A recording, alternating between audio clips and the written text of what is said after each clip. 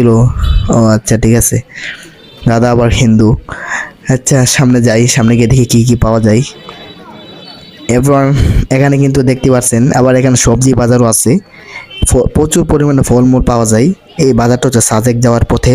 আর এখানে কিন্তু আম আছে, ভালো ভালো আম আছে, বড় বড়। এই আমগুলো কিন্তু অনেকটাই সুন্দর, মানে লম্বা আম আছে, গোল আম আছে, অনেকটাই সুন্দর আম। হ্যাঁ, দেখো দেখো এই আমটা কি, দেখো তো। মাশাআল্লাহ, এই আমটা তো অনেকটাই বড় না, অনেকটাই বড়। আমরা দেখবো এখানে অনেক যা যা ফল আছে, আমরা সবগুলোই দেখার চেষ্টা করব। মাশাআল্লাহ, কত কিলো করে?